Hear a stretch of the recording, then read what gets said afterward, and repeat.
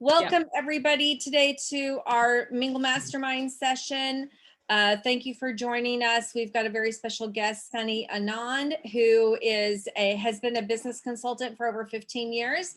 And he's actually working with Fashion Mingle and helping us with our consulting services, but also helping Fashion Mingle grow and expand to the next level. So thank you, Sunny, for joining us today. Thank you all for having me. The pleasure is mine. I look forward to being a part of the Fashion Mingle community and adding value to the Fashion Mingle journey. I have a lot of exciting plans for expansion, new product ideas. I had a fantastic meeting last night, which I want to talk to Melissa about after this meeting.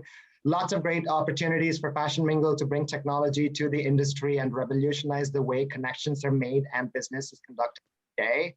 A big part of my journey is identifying the problem, and articulating the right solution, preferably using technology to automate processes and removing archaic, redundant processes in the existing frameworks and so on. Thank you for having me. Awesome. Well, we'll introduce our mastermind panel. Hi, Catherine. Catherine Schuler from Runway the Real Way and High Tech Moda. How are you today? I'm good, Melissa. I'm so excited to talk to Sunny. He's been such an addition to all of our efforts here at Fashion Mingle, and I can't wait for the future. I'm sorry that Sneha is not with us in India, but this is going to be a great addition, and I just love Sunny. I love helping him. He's a great asset to the family. Absolutely. It's been wonderful. And we have Del Noel from True Model Management. How are you doing, Del? I'm doing great. Thanks for having me, Melissa. And nice to meet you, Sunny. I can't wait to hear everything you have to share with us today. I'm the founder and CEO of True Model Management, and we manage models all over the world, all shapes, sizes, ethnicities, anything you need. We can help you out with the models and also creating content. We have a studio in New York that we share with the community. If you need to have a meeting or a photo shoot, just give me a call. And we also have a scanning machine so you can create live avatars of people. A lot of tailors like to use it, and also major design houses and production companies. So I'd love to hear that you're working with technology and pushing the needle forward, Sunny, and everyone else on the panel. So thank you, and I'm looking forward to today. Great. And we have Shirin Movahed of Rakomova Law, our fashion and business attorney. Hi, Shirin. How are you? Hi, Melissa. Hi, everyone. So happy to be here. I'm excited for this session. I'm a geek when it comes to business information, so I'm looking forward to this. But yes, I am Shirin, the founder of Rakomova Law. We work with a lot of creatives and helping them build, grow, and protect their brands. And this topic is obviously a perfect one to learn. I mean, I work with a lot of consulting businesses, and I can tell you there is a lot to learn. And so I think this is a great way of learning the business side of things, and happy to have Sunny on board with us today. Thank Awesome. you. And we have Dee Rivera of DCG Public Relations. Hey, DCG. Dee, how are you doing? I know it's complicated. Wow, so good to see you guys. I'm in a little pain from playing golf yesterday. Shirin was at the event. I'll tell you about that later, but it's great to be here and great to meet you, Sunny, and looking forward to this. Likewise, Dee. Good to put a face to the name. Sorry we couldn't connect a month ago, but I look forward to meeting you in person in the near future. Yes, absolutely. Yeah, and poor Dee's had some surgery, some oral surgery, so you're recovering okay? I was supposed to have it today, but I canceled because I was so much in pain from golf. I was like, I can't handle pain from here to my toes. I could only handle from here, so I'm doing it next week. Okay. So I'm gonna overload on as much food as I can because I'm not able to eat for like a week and a half. I know you were really hungry last time. Oh my God. I think I lost like 5 pounds. Well, goodness. Well, hopefully all of this will be behind you soon. Yes. So let's get started with our next edition of the Fashion Business Survival Guide. And we're going to talk to Sunny about his background today and the different types of projects he's worked on for major companies in the United States that are not necessarily fashion related, but many of them, are in the, have the same type of business practices that are important for a large fashion organization. But the reason why I had him on was because I know that many of our members are thinking about getting into consulting, or they are consultants and they would like to grow their business and get bigger clients. And Sunny knows how to get those big clients. And so he's going to share all his secrets with us today. I hope to do justice. Thank you for that, Melissa. But I do hope to bring some insights to add value to your journeys in the community and the industry. Through Melissa and Kat, I've had the fortune of meeting a lot of designers, photographers, and other members of the fashion industry. And I do have a little bit of insight that's growing every day, every week, as I indulge more in the industry about some of the pain points and how it's suffering in the last year, particularly with pandemic, and how some of the members in the community are partnering with social media platforms and such to bring their business forward. So those are all some ideas I want to talk about today, and hopefully in the next few mastermind sessions, to help people focus on some of their best selling points and bring that out in their engagements with clients versus some of the archaic processes that I've noticed so far. So thank you for having me. Interesting. So let's get started with learning about your background, Sunny. Did you just get out of college and become a consultant, or how did you end up in the consulting business?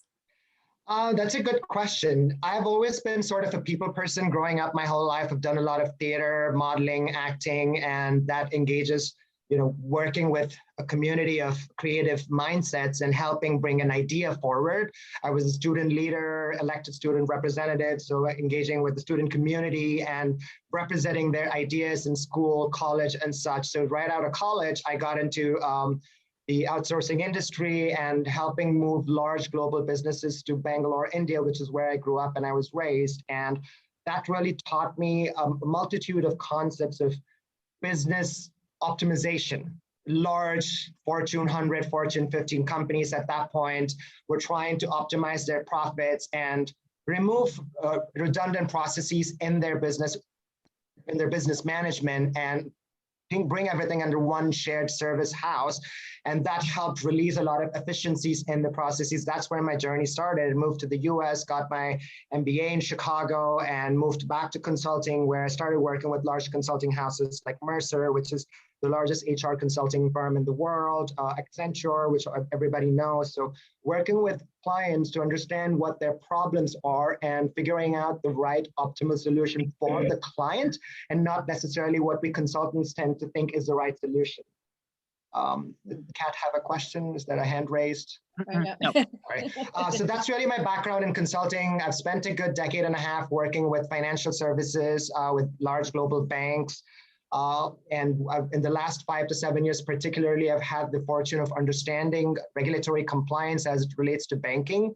And I worked in anti-money laundering and sanctions frameworks. And I think a lot of work in large fashion houses today also entail regulatory compliance. Melissa and I were working on a technology-enhanced product idea for which we needed to be aware of US regulatory compliance as it relates to sanctions, as it relates to Foreign Corruption Practices Act, especially if you're doing business with sanctioned countries like Iran, with Libya, with Sudan today, making sure that we comply with US sanctions frameworks and the technology products we may create, making sure we have technology-enhanced solutions to not be a platform for bad actors who could be money launderers, drug traffickers, terrorist financiers, so on. So these are all some of the other solutions I bring to the fashion industry, which doesn't really think about these things when you think fashion. But if you Google, Avon got into trouble with the US government just because they were not complying with FCPA, which is Foreign Corruption Practices Act. If you've done businesses with countries like India, Bangladesh, and Asia, it's a very 80% of India's economy is cash-based. So it's a very cash and relationship-based business relationship. And the US is very strict about anti-bribery and corruption. So it's ABC, as the government regulation calls it. All fashion houses need to comply by it. And all it takes is one infraction for you to have a market-facing negative publicity, which means the Nordstroms and the large department houses will pull business from you because they don't want to necessarily be associated with bad actors. So those are all some of the things that I also do want to talk about, just because what Fashion Mingle will bring to the community will be a technology-enhanced solution. So a lot of designers have met a very smart people, very young. They have great ideas on how to do business directly with suppliers in India and Bangladesh and Turkey and so on. And what that means, they need to think about some of these regulations so they comply. What could they do with technology to bring their solution forward and so on. So that's where my journey from consulting has brought me into fashion industry. And I work a lot with Kat and with Melissa. We've recently had some productive meetings with the Turkish Fashion Center in Manhattan, in Midtown, and they have a good creative challenge for us to try and arrive at a good revenue-based solution for them. So that could be a good client showcase to bring to the community today to talk about the top 5 things that I want to bring to the table for this forum. That was sort of an extended elevator introduction. Well, tell us why companies hire consultants rather than just bring somebody onto their staff. That's a very interesting layered question. So one of the biggest constraints is when there is a problem, most companies look at consultants to come in reactively to address a challenge. They don't proactively look at, they don't turn a strategy forward into an operational solution in a proactive way to think about all the risks and risk management. So solution is implemented and then something goes wrong. And instead of hiring more full-time staff, which costs the company a lot of money, it's easier to bring consultants and pay them per hour charge, which turns into a large contract, and have the consultants come in, implement a fix, if you will, and turn that into a good solution. It's cost effective for the companies from an HR standpoint. There's an employee management solution that they don't have to think about from bringing in consultants. Plus also consultants for outside, they have an outside global perspective. A consultant like me would have worked with a multitude of similar such clients. So I'm able to bring creative solutions to a client versus a box solution that the client may be thinking about, and if that person were to hire full-time staff. So those are all some of the benefits in bringing consultants forward, and not just from a cost standpoint. And again, from there, the journey unfolds where if the right consultant, which I think is good to touch on for this community, especially, if you build the right relationship with your client, then when the client has another business challenge, that client will bring you in right from the strategy standpoint. So you are thinking of a proactive solution that will not lead to any reactive situations for you to come back and do firefighting and fix the solution. So that's how essentially a consultant-client relationship works in the market today. A lot of us consultants we look to bringing in a small project, turning that into a good solution, hoping to win the client's trust over, and from that turning into a larger scale engagement.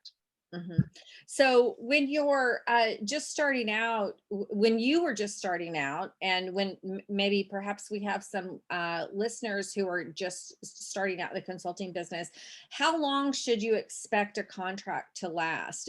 Are they very short term, like just like 1 month, or do they usually last much longer than that? I want to customize this answer to the fashion industry as well. I do a lot of strategy and operations consulting. So when you think about a business, and some of your designers who think about working with suppliers, so there's a whole ecosystem that could take months and months of solutioning. But let's move upstream, and we're thinking about turning a nascent idea that a designer may have into a full-fledged business. So at that point, all you have is a business strategy. So from there on, it's usually 1 to 3 months to turn a strategy idea into a tangible solution that a designer, for example, a designer of a small fashion house or a boutique designer may review that. And it's a collaborative engagement where you work with the client, which could be a designer, to understand what that person's needs are. And in this case, it could be, how do I bring this new clothing line to an international customer base? And how do I use social media or e-commerce effectively? So that's just a strategic question. So you would need to partner with the client to get the right input to understand who the client's target base is. For example, Kat and I had a very interesting meeting with a Turkish fashion house, and they want to bring their Turkish plus size designs to America to sell them and their medium to high end design. So it's not your regular, for example, Lane Bryant fashions per se. It's slightly higher end retail fashion. So how do you bring that to America? So identifying the right sort of target base of the clients, and how do you pitch to these clients? And are they buyers? Are they end users like myself? So those are all the right questions to ask your client before you propose solutions, so you don't take a boxed suite of solutions that we consultants normally have. Consultants, that's the one-on-one of mistakes that all of us tend to perform based on our world experience. We think, okay, I understand a client wants a new revenue base, so let's pitch this way. Let's do 1, 2, 3 line of items, and that may not necessarily be what the client is looking for. I love that Faith here is saying it's suitability above all. So it's matching the right solution to the client's vision. That is the right amalgamation of the client problem turning into an acceptable solution, which is what the best of client consultants do. So if we are consultants in the fashion house, we need to understand what it is that the client wants to achieve in that minimum budget that person may have before proposing a big full-fledged solution. And we need to be flexible to understand the client's constraints. And that means you may need to be creative in solutioning as 1, 2, 3, where 1 is all you can, line item 1 is all you can achieve once you turn the strategy into an ops solution. And that would take, let's say, 6 months. And once you gain revenues from that, you test, you look back, and you do an analysis on how much money you made based on the effort you've invested in those 6 months. And you correct your path to solutioning for points 2 and 3. That's what a good consultant would do, whether it's a fashion industry or it's a finance industry. We want to make sure that the client is a part of the solutioning process during the whole life cycle of the consulting engagement. And that's very important. And I want to spend another minute or two talking about that, because this keeps the client engaged in the whole solutioning process. So that person is accountable for the engagement throughout. And we consultants normally get to face a lot of heat at the end of the solution if not done right. And that is a consultant's issue. A lot of us are afraid to ask. We're afraid to stand up and say, hey, I need you to take a look at this and give me a response by Monday of May 3rd, because that's when I'm going to work with your client teams to launch into solutioning mode. So don't come back to me 2 months and say, we did this all wrong. And 99% of the time, that's what happens.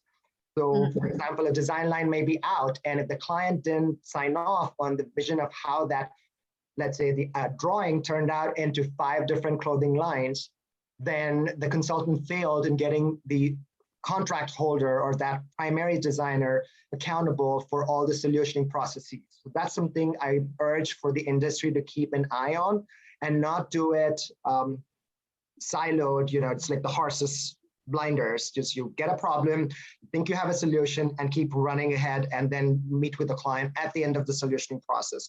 That's something that I definitely don't do. And it's again your personality. So make sure you connect with your client so the person wants to be engaged with you, because you make it fun. Gotcha. So let me ask the rest of the panel, who on here has had consulting contracts before? I have with Charming Shops. So I did 8 years of media spokesperson with them.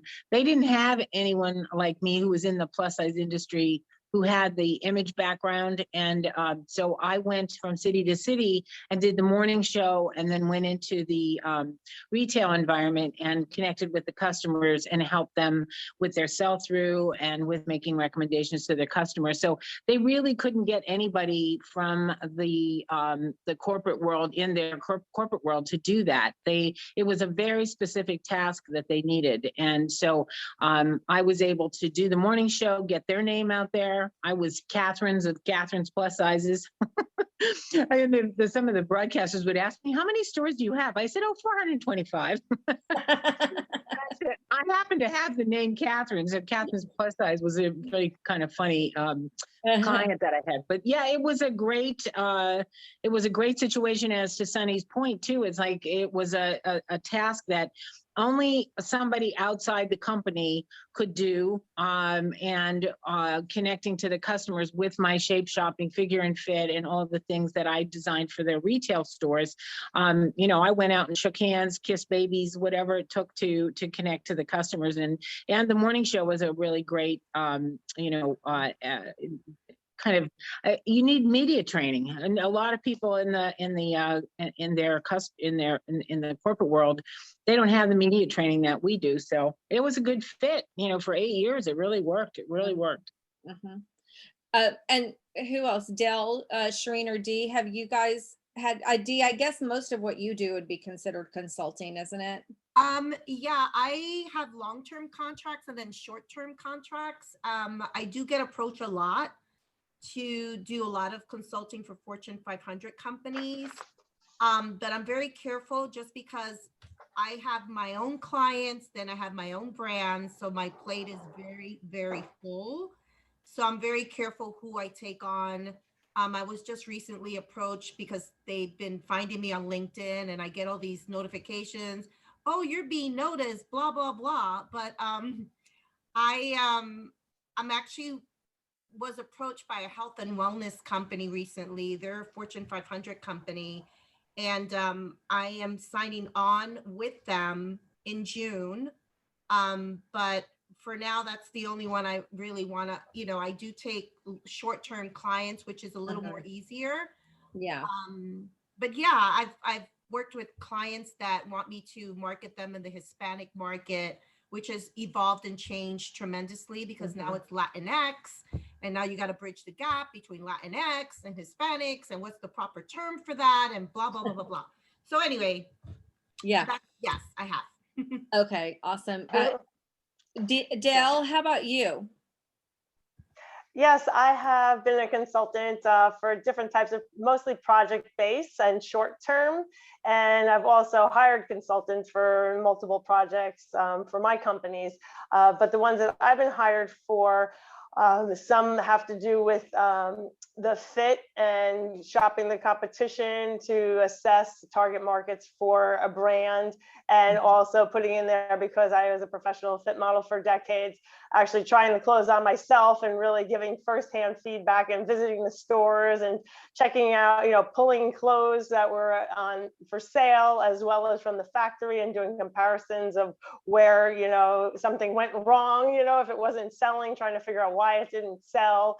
So creating reports and doing the research on that is one of the types of projects I've been hired for. And then also for companies who want to work with avatars of just general people or of models, it's giving them an assessment of what options are available, and then making introductions for them to each company that does the scanning and that does, you know, this can provide the software. Okay. And the other ones that I've done were mainly for referral type business. So like, oh, you know, people in my industry, and if you can connect me and we get a sale, you know, so that was referral / consulting, I guess. Gotcha. And what kind of consultants have you hired? I've hired consultants mainly for high-end fashion type of modeling, because my niche is fit modeling and lifestyle and commercial print. And I had a company or a model management that was all high-end, and it was related to True, kind of like a sister company. So I did that for a while, then COVID hit, and we kind of put it on pause.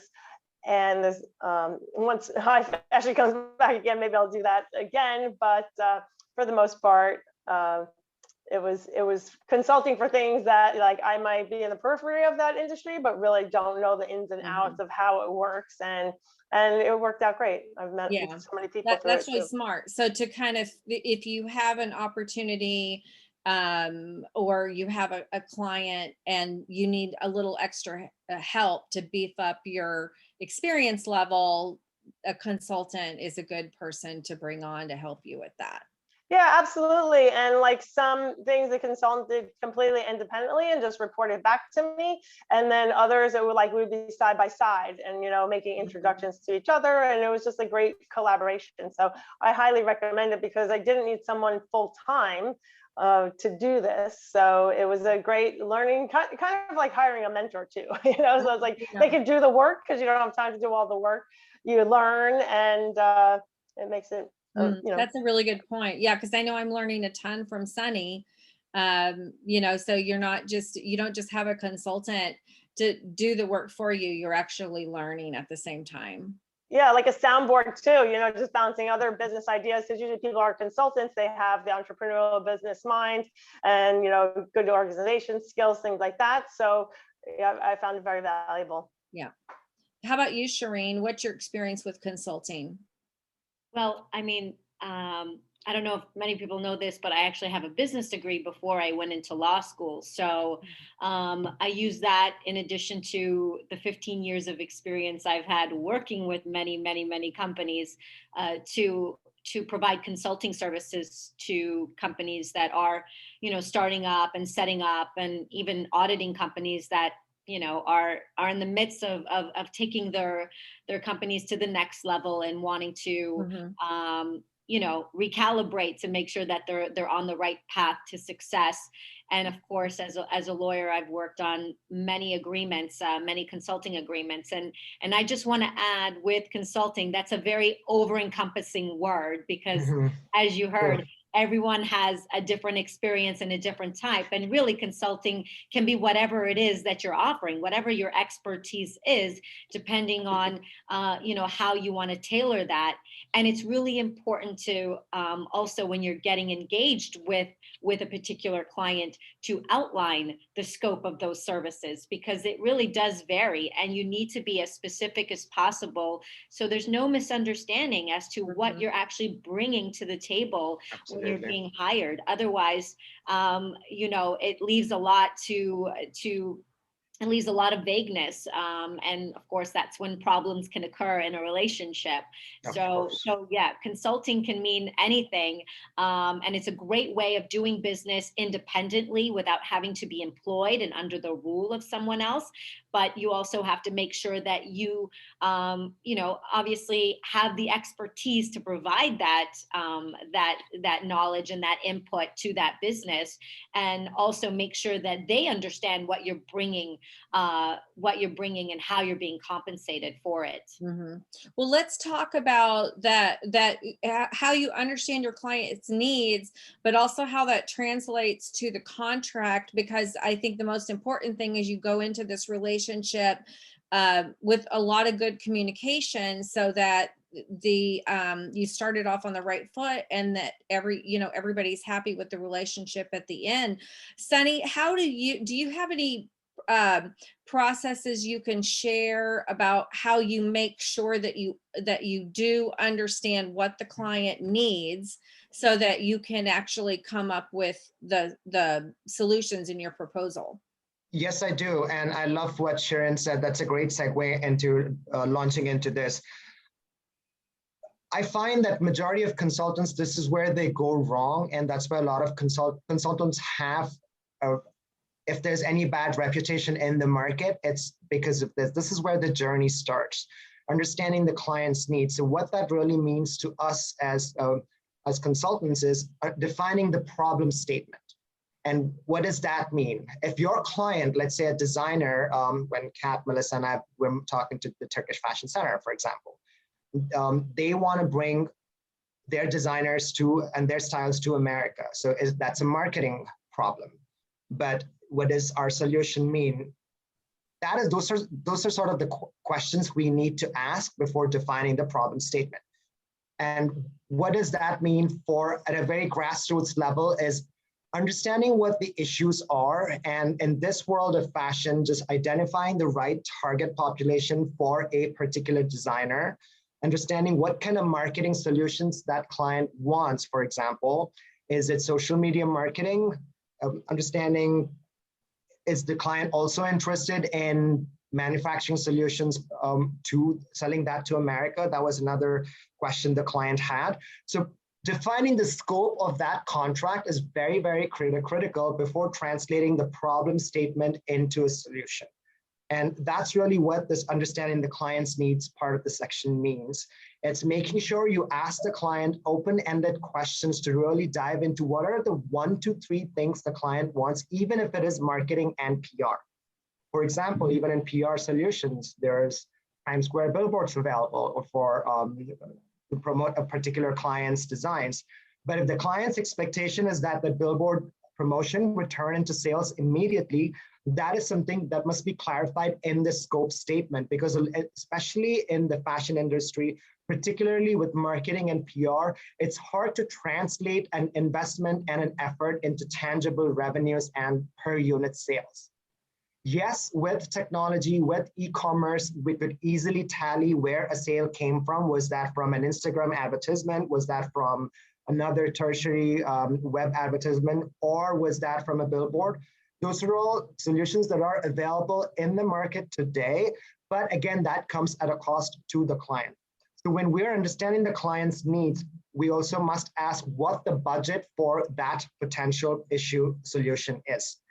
So when we're going back to the drawing table to arrive at the right solution, then we especially as consultants, we're not spending 20 hours doing a vast amount of research, going back to the client with the proposal. In the design industry, let's say it's $200,000 for a mid-sized fashion house, versus in the consulting world with banking and financial clients, it could be $2 million for a small engagement to $20 million for a mid to large engagement. So, and that's a lot of work, and it's a large number of teams. And even in the fashion industry, not to sell the effort short, as marketing solutioners, as PR service providers, you will talk to a multitude of touch points before you think this may be the right optimal solution. And all of that effort goes in before the contract is even signed.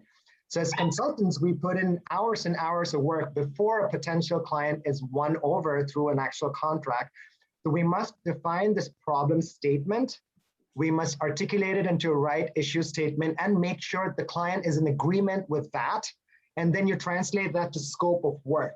And the scope of work means marketing would be entailing these 3 as potential solutions. And then you would go into proposed solutions. Let's say if it is social media advertising, then you would articulate that into here's how and when promotions would be done in social media. And these kind of influencers would be used. And this is the cost per influence. That's how you would arrive in the life cycle of solutioning processes. So you make sure you're looking at you're zoning into the right solution for that client. For Turkish Fashion Center, for example, when Melissa, Kat and I are still working on the right solution, we need to identify who the end buyers would be for the mid to high end retail plus size sizes. So we're not wasting time going to a Nordstrom per se if they're not interested in the aesthetic of a Turkish fashion, for example. So those are all questions we need to ask of ourselves before we go into a solutioning mode. And we also need to maybe have a follow-up meeting with the director of the Turkish fashion house to ask, hey, these are all the potential areas of solutions we're thinking of. What is your budget? So in your processes in the design and the fashion houses, for example, we need to understand what the steps in the processes are. And before we spend hours and hours of work, feel free to ask the client, I may need a follow-up meeting to ask you some more questions, because the initial meeting is always just a high-level problem statement that the client will throw at you.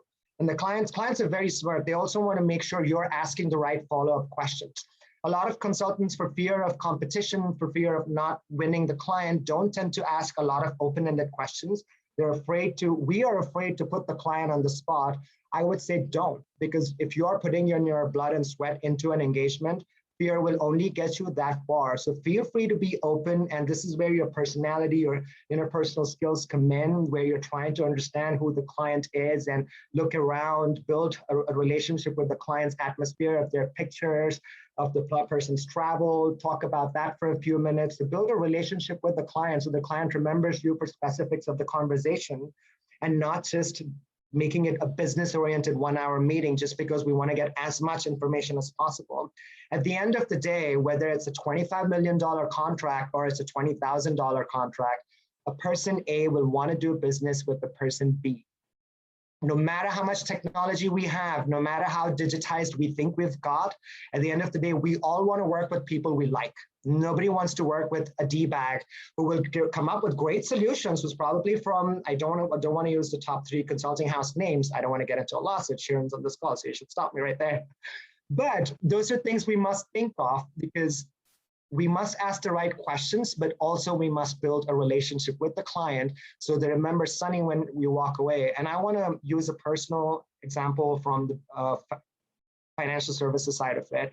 One of my clients, the MD's reputation was very like task driver. People were afraid to go in, but also a really brilliant man going in. So people wanted to make sure they had all their factoids in hand. So they would regurgitate all those questions sort of as if you're vomiting it out in that 1 hour scope definition meeting. So when you think of problem statement, what that should mean to us is defining scope internally every step of the way. But I took the first literally 10 minutes to just look around. There were pictures of him and his kids, and there was something about Puerto Rico travels, and I started talking about that, and I shared a ditzy story of me where I got lost. I lost my phone, and I used like an old school map, and I got lost in like Puerto Rico mountains. And we talked about that for 10 minutes, and he gave me a follow-up meeting just because he wanted to just chat with me over coffee. And the next meeting was over coffee, and I was able to ask more open-ended questions about what was it that the client needed from the solution? What was the client's end goal? So client relationship, building that, that kind of value with the client it goes a long way. So whether that was literally 10 years ago, and that client still remembers me. He and I are Facebook friends. We text over birthdays, and we haven't worked together in 7 years, but that goes a long way. I call him every now and then when I need a client reference, and that's very, very important. Once you win the engagement, you will want to turn that into a great reference. So all of that starts with defining the problem statement. Melissa, you're on mute. I just want to clarify. So when you were spending all this time with this client, this was before you had a contract, right? This was what Yes. you had to do to get that client to trust you and want to work with you. Yes. You have to invest some time in Yes. advance. Yes. So I want to ask if you can give us some advice on how not to give away too much of your solution, because if you're spending a lot of time with the client is telling you, here's all my problems, you're obviously spitballing ideas and stuff like that. How do you avoid giving away your knowledge, and maybe they decide, oh, well, I know now what to do. I don't need to hire that person. That's great, Melissa. That really goes into your value proposition, which was the second item we wanted to cover in today's seminar. That really goes back to always we have our pocketbook of solutions, forgive me. Don't dive into details. Always stick to headlines, and don't make it just like the caption always, but think of this as your elevator pitch. Normally, yes, today elevators are really fast, so you may have 30 seconds, if at all. So choose your words carefully when you practice before you go into a client meeting. So don't make it all buzzwords, but also if there are buzzwords, follow up with an actual tangible solution you bring to the table.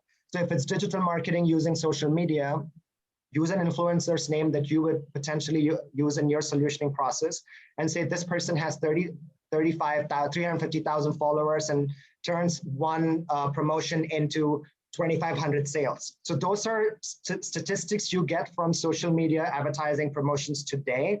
So if you're using that in your pitch as a marketing strategist or as a PR strategist, those are all ideas you want to have. So you want to touch on digital advertising as your headline, and one of the 1.1 of that would be a proposal. What would that mean is I would use an influencer, for example, Noelle, who is from Saudi Arabia, and that would take your fashion to Saudi Arabian market. She, in her last such challenge, she turned a Turkish fashion into 2,500 sales per advertisement. Those are statistics we have. And that's something you can cover in your 30 seconds, but the how of it is something we shouldn't dive into.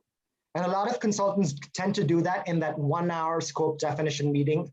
Do not do that. That 1 hour has to be about defining the client's problem, for us to understand what the problem statement is, and bringing your value proposition, which is a tentative high-level solution so the client doesn't think you're giving box solutions again.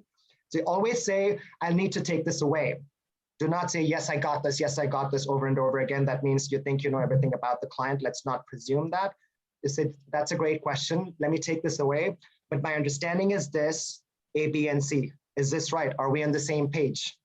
Those are the good close-ended questions we must ask. So, and one other thing I do at the end of every meeting is translate that into minutes of a meeting and publish those minutes to all the people present in the meeting, and make sure you get a request from them to say received, thank you. So you know, at least you have an e-copy of an understanding of what you discussed in that meeting. So you have documentation everywhere. I'm a big fan of documentation, which necessarily the fashion industry does not do. Shirin's very happy about it, but that's because you have a business and law background.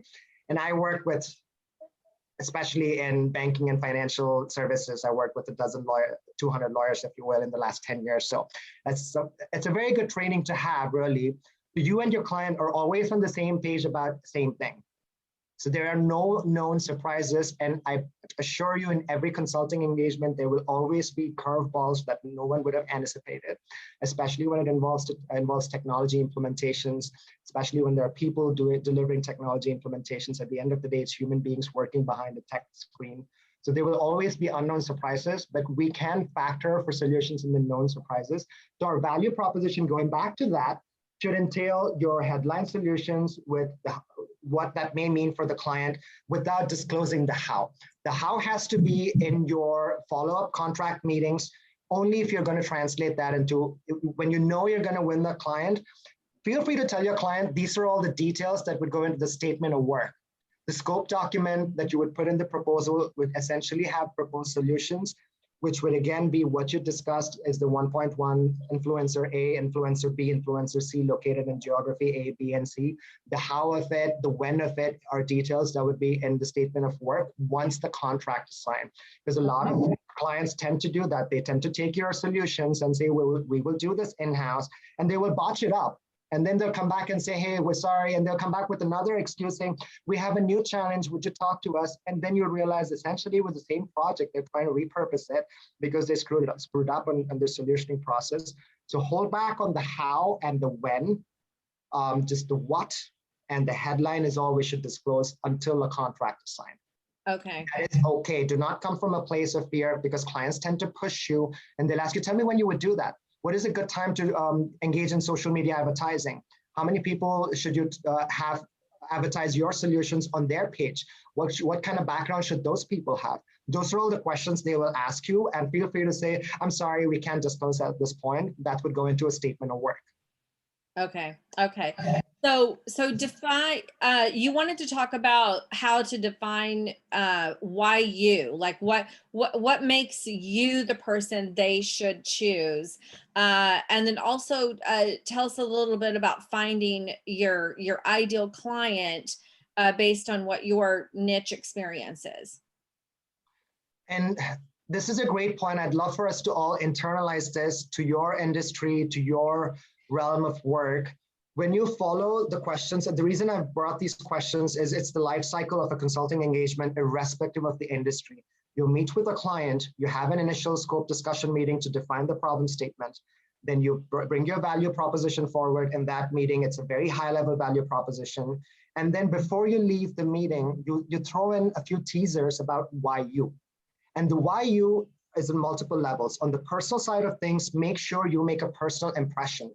That means you talk to the client about something personal, and that's what really should not be hard. In a consulting engagement, if we are in a people-facing business, it doesn't matter whether you're an introvert or an extrovert. I don't mean to sound disingenuous as a person, but at the end of the day, when we're in people-facing business, we want to be genuine about our intent to build connections.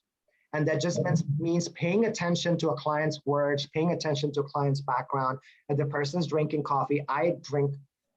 When I'm client facing, when I'm doing work at a client side, I drink a vast amount of coffee. So one of the things I do is I ask a client if the person drinks coffee, what kind of coffee? I try to avoid dairy. So those are really good starting conversations. If a person doesn't drink coffee, say, how about wine? Should we catch a, I mean, if without red wine, I don't know how I would define my life. And sorry to all people who don't drink, which, you know, that's a separate discussion, but try to make a personal relationship with the client so they understand you're not just a consultant with, even though they're creative solutions, there are a lot of us out there as well. The way you define you is you bring something valuable to the table beyond your design skills, beyond your marketing and PR skills, and identify that and personalize that to that client meeting. Do a lot of research. I always, whether it's an interview in the job market or it's a client meeting, I ask the client for background information as well. Just because a person's giving us $200 or $2,000 or $2 million, it's okay for us to ask, hey, I'd love to learn about you before I come to the meeting to prep myself.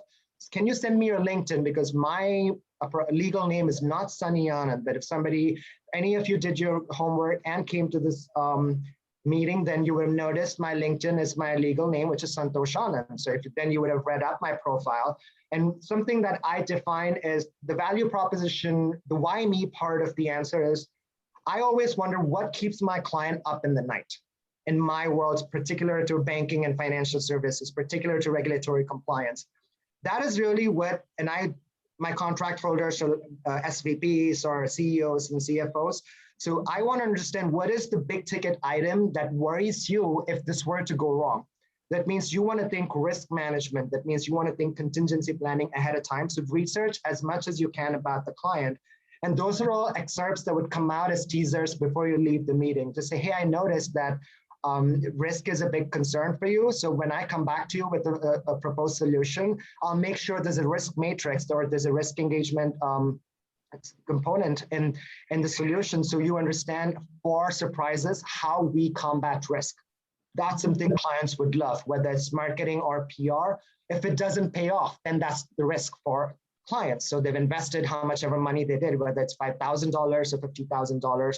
The client would like to understand if it doesn't pay off, how are you measuring that? Always metrics. Metrics are very important. So feel free to add these, not in details, just that, hey, also, I want you to understand when I come back to you with a follow-up solution, I will have a contingency plan just in case this may not come back with the results. And we can talk cost later. Don't focus on cost. Make sure the client understands from a subject matter that you're not thinking of a proposed solution, just a proposed solution, but also what if this doesn't work? Because when people invest their money, marketing and PR is always an added expense. Remember the 2008 crash, the 2001 crash. When economies crash, the first budget that is next from any business is marketing and PR services. So Yeah. even if you're a designer and you're afraid to invest, you would love to know that some consultant who's coming into your house is coming to you saying, I'm not entirely sure if this may potentially, don't say that, but articulate this rightly with the sense, there will be a plan B if this may not yield the right results, and this will be embedded within the proposed cost for the solution. Then the client knows that you're thinking of what if this doesn't work? And that's the value you will bring. And I say this proudly, a lot of us consultants don't do that. It's always a box solutions, ABC. Everybody's always thinking budgets and revenue margins and so on, but that doesn't always necessarily translate to added engagements B and C after you accomplish A. Gotcha. Dee, share some of your experiences in this area. Yeah, I mean, Sunny, I loved everything you shared. Yeah. Very, very, very important. I do think that, you know, what I've done with clients is I usually send a questionnaire because I want to evaluate exactly what their needs are. And when they, based on their answers, it helps me to evaluate, okay, can they afford my services first? Mm-hmm. Because I don't want them to nickel and dime me. Mm-hmm. 2, are they serious? Based on their answers, I'll know. And then 3, I love what you shared that, you know, don't give all your eggs in a basket. I would say give them teasers, give them recommendations, and then the how, you will say, well, you know, the next steps would be that we would need to sign an agreement.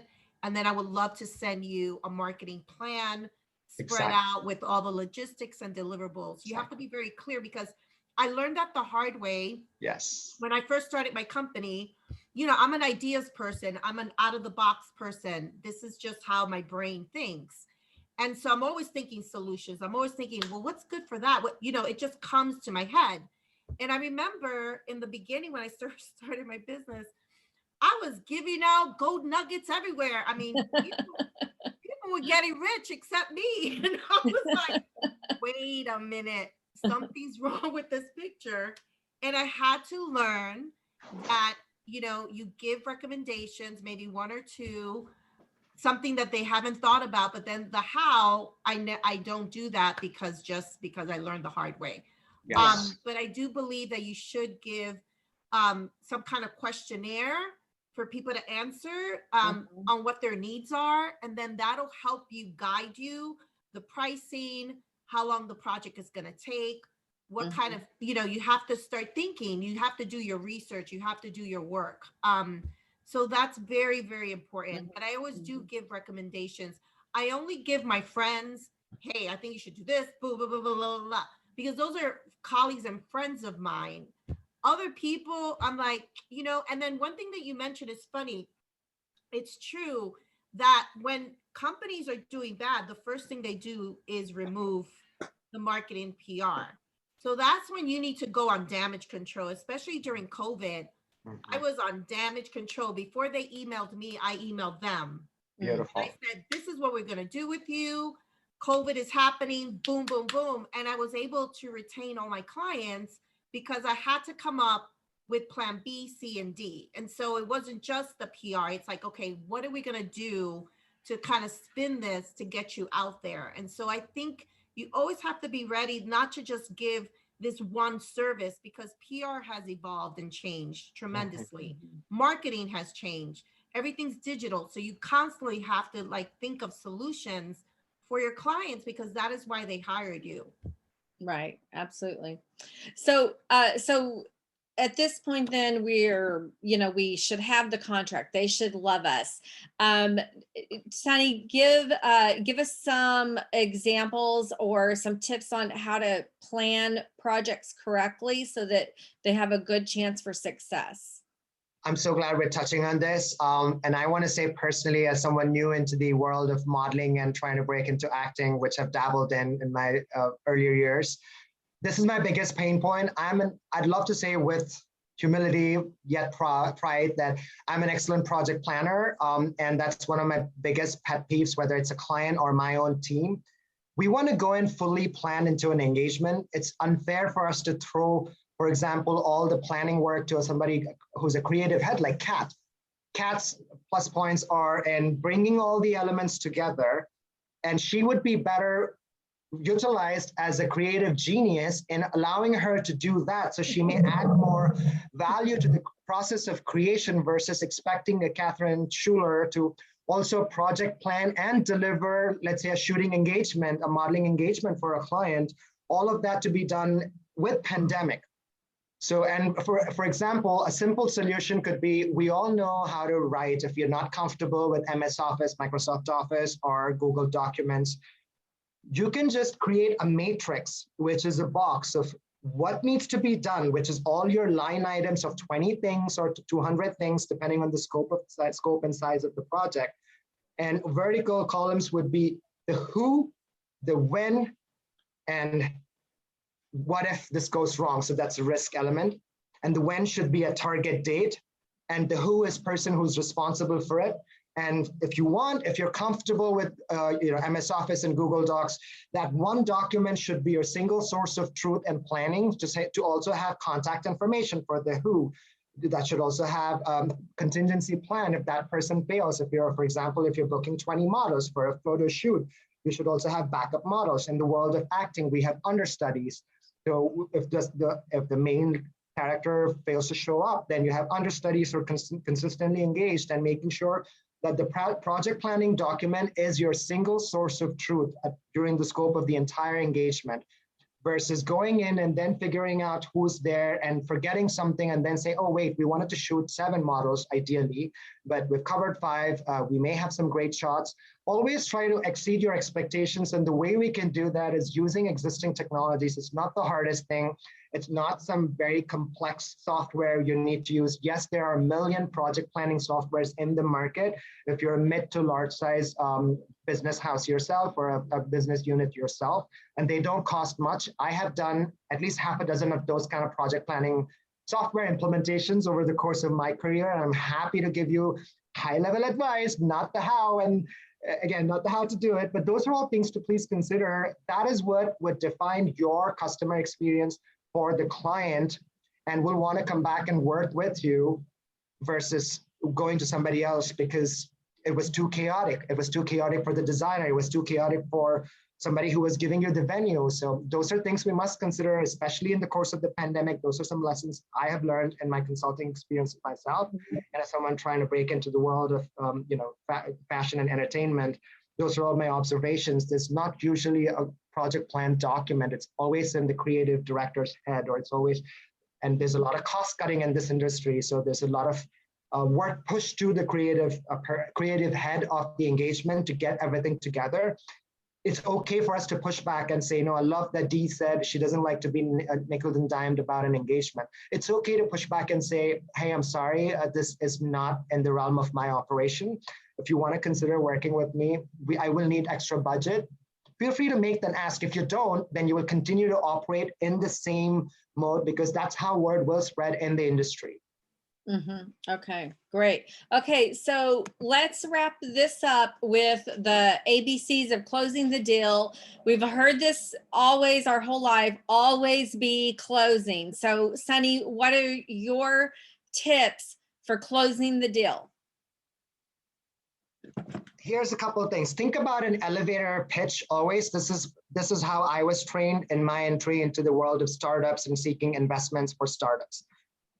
Assume you have 2 minutes. That's traditionally how an elevator pitch is construed. So you want to choose your words carefully, and you want to always end your pitch with what's in it for the client. And that means if your ask is $2 million for a particular engagement, you want to throw in expected revenues of X amount of dollars, or expected profit margin increase of 13% based on your projections with a similar client. That way, your client knows that if the person's investing in your marketing services or in your, I love that Mira here in our attendees is saying, she's a party planner, event planner. In that case, you just say, with all of our addition to these services, we also make sure you have no cleaning up issues after, you have no other damage to your property. So make sure whatever is the value add that you would like to bring to the client, in terms of numerics, in terms of metrics, in terms of the client experience, you add that at the end of your pitch, and close it out saying, I will follow up with you on Tuesday of next week. If there are any additional questions, does 2 p.m. work for you better, or 4 p.m. better work for you? Which means you're also having the client assuming that the person is happy with your solution, and you're requesting for a follow-up meeting. Whether it works or not, again, always, there's no 100% guarantee, but these are things we can do. At the end of the day, you're selling yourself, you're selling your services to your client.